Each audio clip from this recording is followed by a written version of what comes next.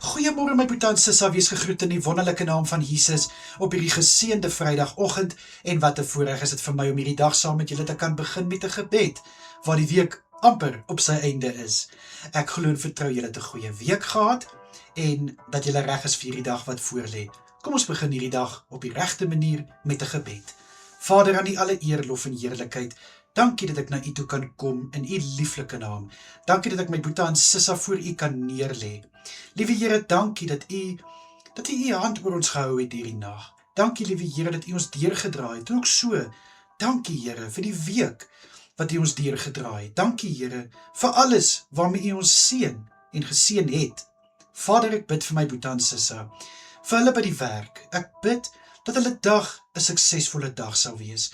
Vader, mag dit wat hulle doen vandag voorspoedig wees en ek bid in Jesus naam dat hulle net hulle beste sal doen en gee, of dit nou naweek is of nie, in Jesus Christus naam.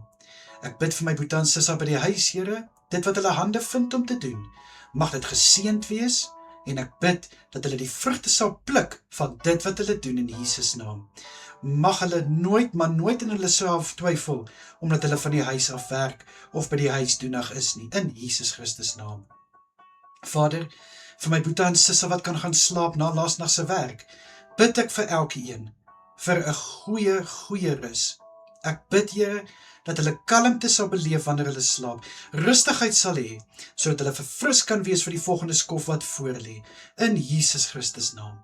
Vader, baie dankie vir elke gebed wat U verhoor. Dankie vir deurbrake, dankie vir genesing, dankie liewe Here vir nuwe seisoene. Baie dankie Here, dat U nooit te ver of nooit te besig is om na U kinders se geroep te luister nie. Dankie liewe Here, dat U elke gebed vat, en al vat dit soms bietjie langer as ander, U werk met elke gebed, en U uitkoms is perfek, en daarvoor loof en prys ons U. Vader, ek bid vir beskerming oor my boetie en sissa deur hierdie dag.